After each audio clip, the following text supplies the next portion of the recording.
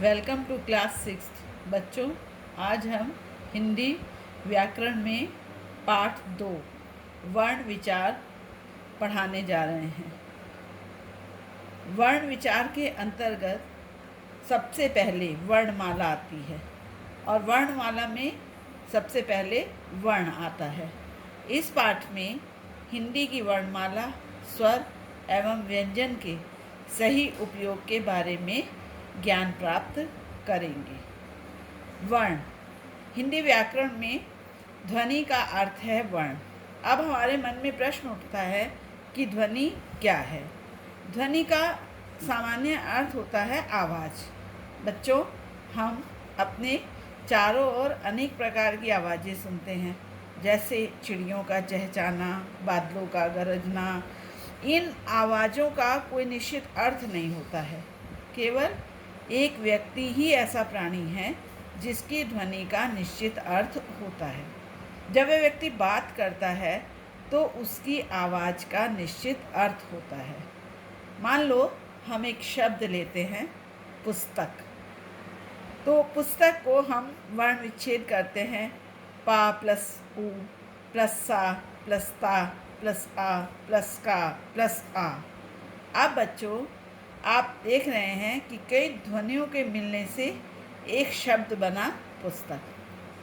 तो अतः हम कह सकते हैं कि वह छोटी से छोटी ध्वनि जिसके टुकड़े नहीं किए जा सकते वर्ण कहलाती है, जैसे का, ख, ता, था आदि। बच्चों, अब हम आते हैं वर्णमाला पर। वर्णों के व्यवस्थित समूह को वर्ण कहते हैं। वर्णमाला की दो भेद होते हैं, स्वर और व्यंजन। स्वर के भी 3 भेद होते हैं, ह्रस्व स्वर, दीर्घ स्वर, पलुत स्वर। व्यंजन के 3 भेद होते हैं, स्पर्श व्यंजन, अंतस्थ व्यंजन, ऊष्म व्यंजन। बच्चों, स्वर किसे कहते हैं? स्वर जिन स्वरों का स्वतंत्र उच्चारण किया जाता है उन्हें स्वर कहते हैं। स्वर संख्या में 11 होते हैं, जैसे आ, ई आदि।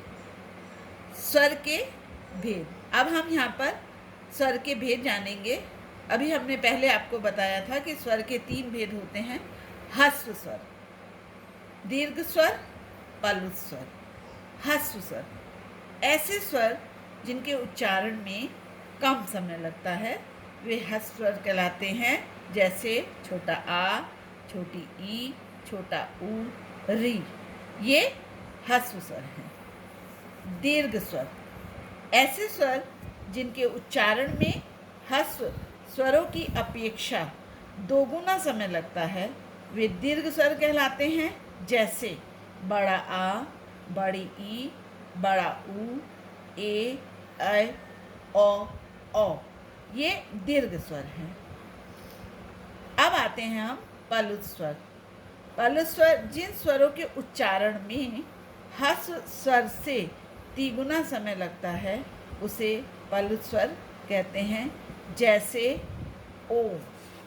इस स्वर का प्रयोग बच्चों दूर से किसी को पुकारने के लिए किया जाता है। अब हम व्यंजन के विषय में जानेंगे। व्यंजन किसे कहते हैं? क्या होते हैं व्यंजन? जिन वर्णों को स्वरों की सहायता से बोला या लिखा जाता है उन्हें व्यंजन कहते हैं, जैसे क, ख, ग, घ, घ, च, छ, ज, झ, ण, ट, ठ, ड, ढ, ण, त, थ, ध, ध, न, प, फ, ब, भ, म, य, र, ल, व, श, स, स, ह। बच्चों, आपने देखा कि जो कवर, चवर, टवर, तवर, पवर, ये हमारे स्पर्श व्यंजन कहलाते हैं।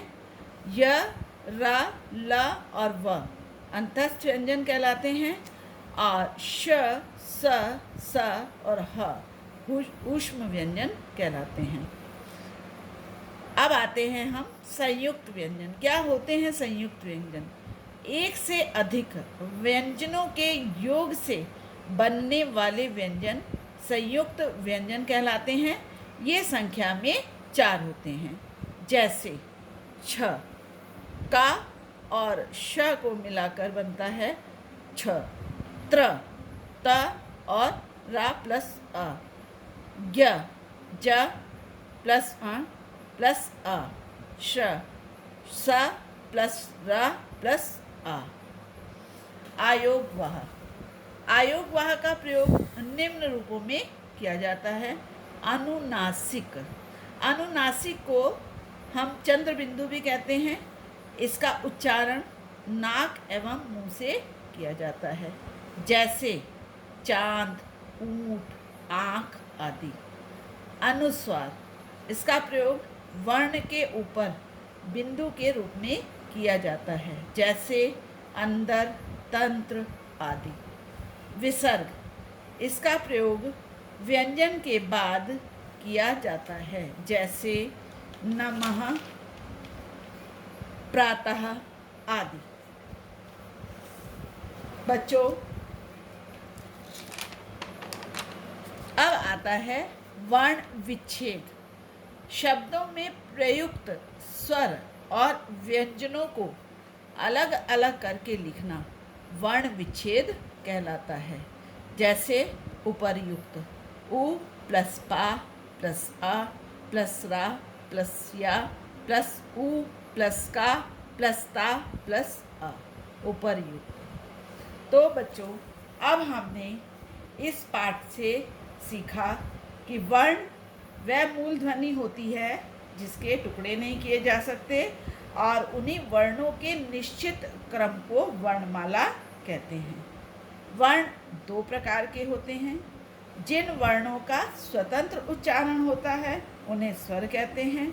स्वर के 3 भेद होते हैं, ह्रस्व स्वर, दीर्घ स्वर एवं कलुत स्वर। अनुनासिक को चंद्र बिंदु भी कहते हैं और इसका उच्चारण नाक एवं मुंह से किया जाता है। अनुस्वार का प्रयोग अपने उच्चारण से पूर्व वर्ण के ऊपर बिंदु के रूप में किया जाता है। विसर्ग का प्रयोग व्यंजन के बाद किया जाता है। जिन वर्णों को स्वरों की सहायता से बोला जाता है उन्हें व्यंजन कहते हैं, और व्यंजन भी 3 प्रकार के होते हैं। अब बच्चों, हम आते हैं अभ्यास कार्य पर।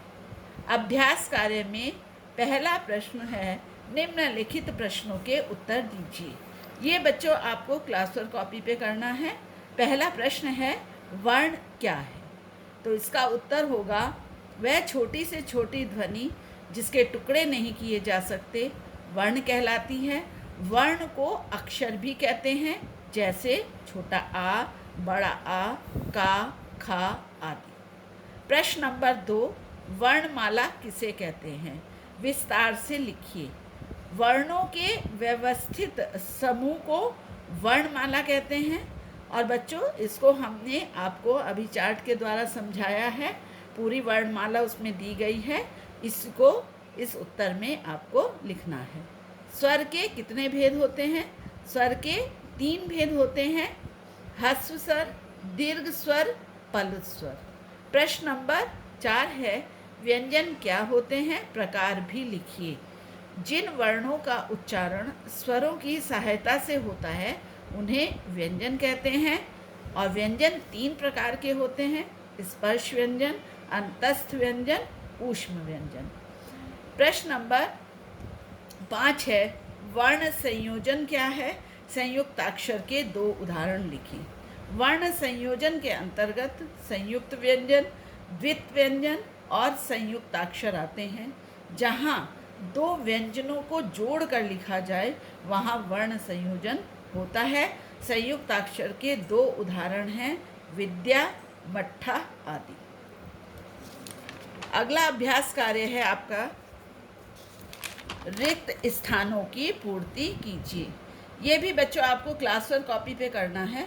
पहला है, वर्ण भाषा की मूल इकाई है। यहाँ पर आप वर्ण शब्द को रेखांकित करेंगे। वाक्य 2 है आपका, वर्ण क्रम के समूह को वर्णमाला कहते हैं। इस वाक्य में आप वर्णमाला को रेखांकित करेंगे। कुल 11 स्वर होते हैं। यहाँ पर आप स्वर को रेखांकित करेंगे। अनुनासिक को चंद्र बिंदु भी कहते हैं। यहाँ पर आप अनुनासिक को रेखांकित करेंगे। 2 समान व्यंजनों का मेल द्वित व्यंजन होता है, तो यहाँ पर आप द्वित्व को आप रेखांकित करेंगे। अगला अभ्यास कार्य है, दिए गए शब्दों का वर्ण विच्छेद कीजिए। ये आपको अपनी होमवर्क कॉपी पर करना है। पहला मैंने इसमें कर दिया है, एक एग्जाम्पल आपको समझा दिया है और इसी के आधार पर आपको आगे का कार्य करना है। प्रश्न नंबर नेक्स्ट अभ्यास है आपका, दिए गए वाक्यों में सही गलत का निशान लगाइए। ये आपको क्लास वर्क कॉपी पे करना है। वर्ण भाषा की सबसे बड़ी इकाई है, ये वाक्य गलत है।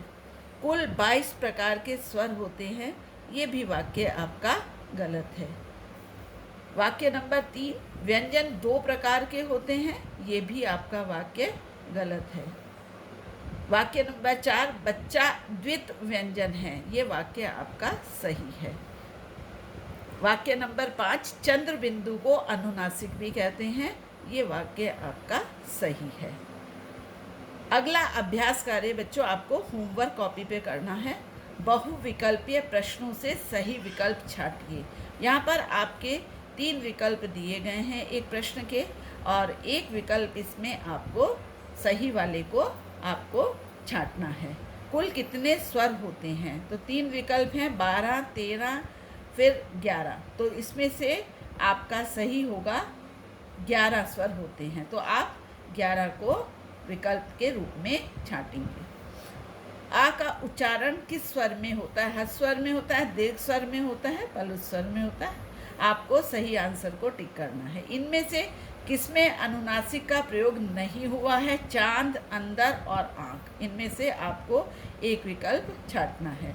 इनमें से कौन सा संयुक्त व्यंजन है? श, त्र और श।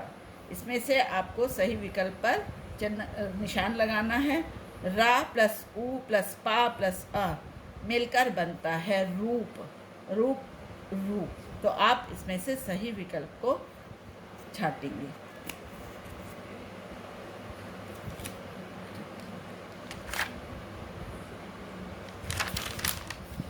अब है आपका परियोजना कार्य, ये भी आपको होमवर्क पर करना है। इसमें आपको क्या करना है? संयुक्ताक्षर, अनुस्वार और द्वित व्यंजन वाले 6 शब्दों की सूची बनानी है, और अलग अलग आप लाइन ड्रॉ करेंगे और उसमें 6 शब्द संयुक्ताक्षर, 6 शब्द अनुस्वार और 6 शब्द आप द्वित व्यंजन के लिखेंगे। धन्यवाद।